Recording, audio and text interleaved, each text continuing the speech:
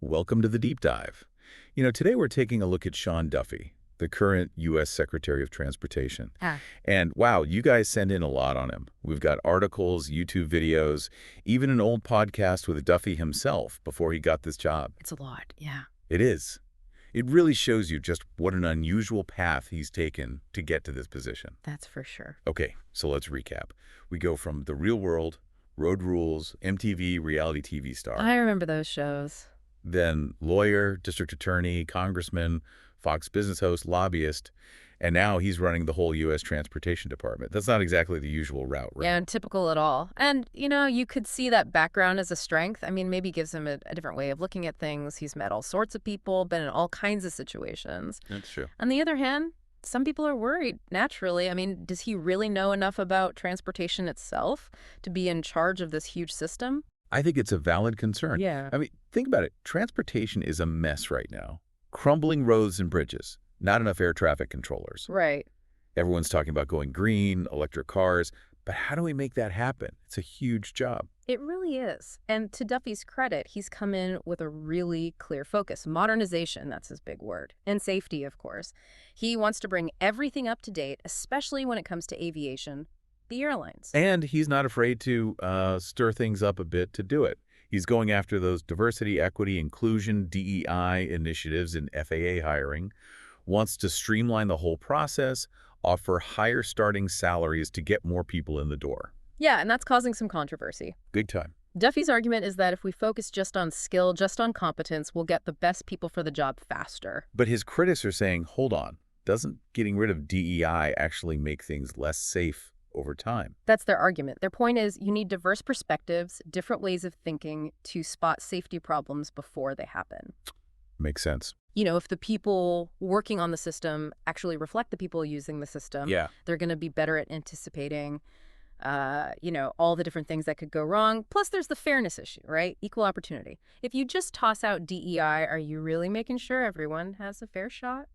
So it's complicated. Exactly. And then on top of that, Duffy's gone and rolled back those emission standards that Biden put in, Yeah. the ones that were supposed to cut down on pollution from cars and trucks. Right. And environmental groups are furious about that, obviously. They're saying this is going to mean a ton more pollution, make climate change worse. So is Duffy just ignoring those concerns? Well, he says the Biden standards were actually slowing down economic growth. He's saying we can't afford to be held back by those rules if we want to build new roads, new airports, all the things we need. Ah, so it's the economy versus the environment. That old debate. Exactly. And it doesn't seem like Duffy's willing to compromise much on that one. He really seems to be putting economic growth first. Okay, but let's get to something that was just, well, shocking, frankly. Duffy revealed that our air traffic control system, the one that keeps airplanes from crashing into each other, is running on floppy disks. Those ancient square things. The floppy disk revelation, I know, it's hard to believe. It sounds like something from a movie. I mean, how is it even possible? Well, part of the problem is that the FAA system, the whole thing, is just so big and complicated, and a lot of it is really old. Upgrading all of that takes forever and costs a fortune. I guess I didn't realize it was that complicated. Oh, it's a nightmare. You can't just unplug the old stuff and plug in the new stuff. You're talking about tons of hardware, software, different systems all talking to each other. One little mistake and, well, planes could start falling out of the sky. Yikes. So that's why Duffy's making such a big deal about modernizing the whole system. Absolutely. He's using this whole floppy disk thing to say, look, we need more money. We need to do this now before something terrible happens. Smart move, politically. Very savvy. But it wasn't all smooth sailing, was it? There was that whole mess with the air traffic controllers, the ones he supposedly wanted to fire. Yeah, remember those emails that went out late at night telling people they were fired? Not a great look. Talk about bad PR. And then Elon Musk gets involved, which I still don't quite understand. What does Elon Musk have to do with air traffic control? Well, Musk went on, I think it was Twitter, and criticized Duffy for wanting to fire experienced controllers when we're already short-staffed. He called it a recipe for disaster. Which, to be fair, makes sense. Right. It's hard to improve a system when you're getting rid of the people who know how to run it. But then here's where it gets weird. After all that, Duffy brings in SpaceX engineers, Musk's company, to help with modernizing the FAA. So Musk criticizes him, and then they team up. What's going on there? Beats me. Maybe Duffy's just willing to work with anyone who can get the job done, even if they've had a public spat. Or maybe it's all just politics. Who knows? Well, whatever the reason, it's definitely an interesting situation. So I've got a transportation secretary who's a former reality TV star battling outdated tech, clashing with Elon Musk. And this is all just the beginning. Oh, yeah, there's more. Next, we're going to dig into Duffy's fight with California over high-speed rail. That one's a doozy. Okay, so we're back, and we're still digging into Sean Duffy and all things U.S. transportation. Last time, we talked about his path to becoming secretary, all that stuff with DEI, the floppy disk thing, even Elon Musk getting involved with the FAA. It's been a wild ride. Definitely not a boring deep dive. Not at all.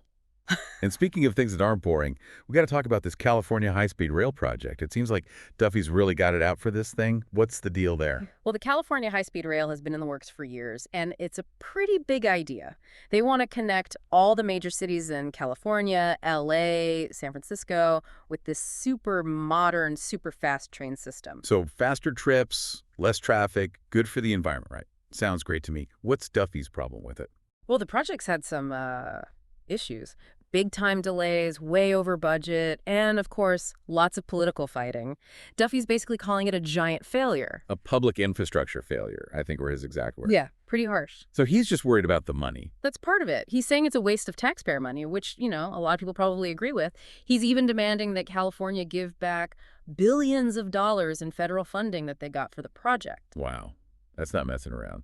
It sounds like there's more to this than just, being a good budget watchdog. Yeah, there's definitely a political angle here. I mean, Duffy's a Republican.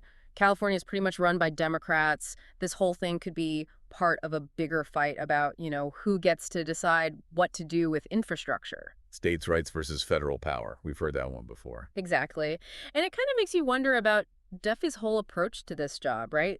He's not afraid to use his power, use his position to go after things he doesn't like, even if it means fighting with a whole state government. So some people might see that as strong leadership. Right. Like he's not afraid to stand up for what he believes in. Right. Others might say he's overstepping his bounds, not respecting the needs of different states, different communities. It's all about perspective. Absolutely. And this California rail thing really shows you how complicated all of this is. It's not just about trains or budgets. It's about politics, ideology, what people believe in, and then trying to make practical decisions on top of all of that. It makes me think back to something you said earlier about Duffy being really good at telling stories, connecting with people, especially a certain audience. Can you talk a little more about that? Sure. I mean, think about his background. Reality TV, media, political commentary.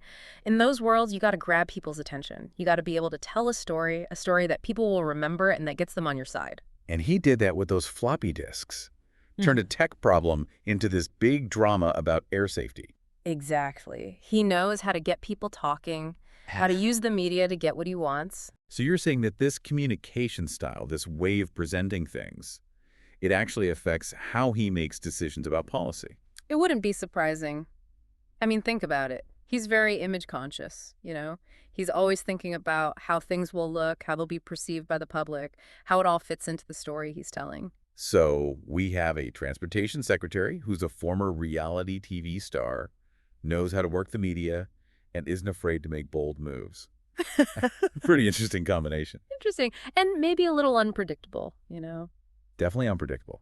But before we get to the end of this deep dive, I want to emphasize something. We're not just talking about policies here. We're trying to understand the person behind the policies. Right. The person making the decisions and how their experiences, their way of communicating, all of that shapes what they do. Exactly. So next up, the final part of our deep dive. And I think it's going to be the most interesting yet.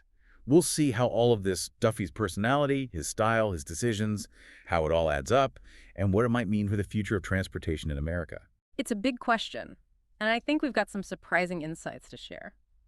All right, we're back for the final part of our deep dive into Sean Duffy, the U.S. Secretary of Transportation. Phew, we've covered a lot of ground. From reality TV to floppy disks, it feels like we've seen it all. We have, haven't we? And through it all, we've seen Duffy pushing this idea of modernization, his version of safety, and how that's creating both, fans and critics. It's quite a story. It really is. And I feel like we've learned something important here about how Duffy's background, his whole way of talking to people, that affects how he actually does this job, makes decisions about policy. Absolutely. He's not your typical politician, that's for sure. This is a guy who comes from a world of, what, sound bites, media attention.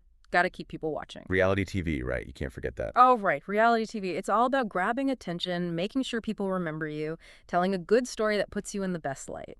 And you see that in how he's handling things as transportation secretary, the whole floppy disk thing, the DEI controversy, even this fight with California over the high-speed rail. He knows how to get headlines, how to frame an issue in a way that, well, gets people talking and gets them on his side. It's a master of communication, that's for sure.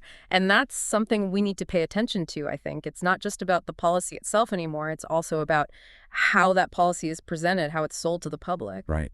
Image is everything these days. Exactly. And Duffy seems to understand that better than most.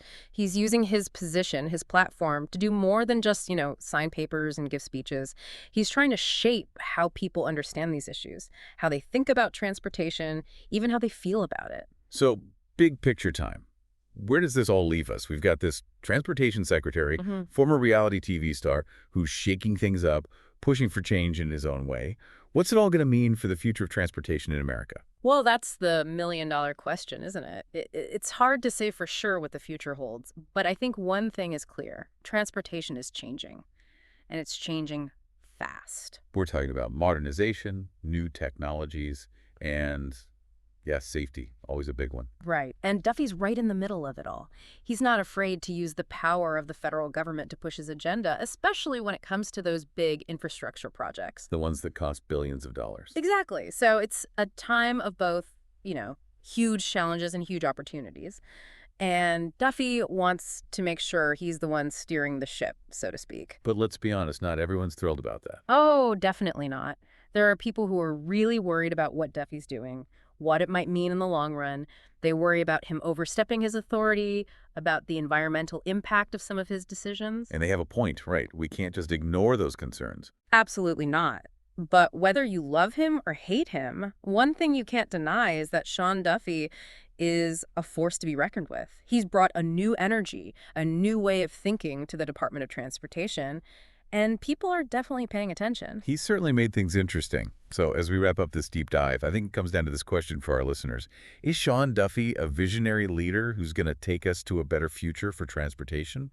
Or is he more like a bull in a china shop, someone who's making big changes without really thinking about the consequences? That's the question, isn't it? And it's one that everyone needs to think about because transportation affects all of us. How we get around, how we connect with each other, how we live our lives. It matters. So stay informed, do your research, and form your own opinion. Because ultimately, the future of transportation in this country is up to all of us. That's it for this deep dive. Thanks for listening. We hope you found it informative and, well, maybe even a little bit entertaining. Until next time, keep learning, keep asking questions, and most importantly, keep thinking critically about the world around you.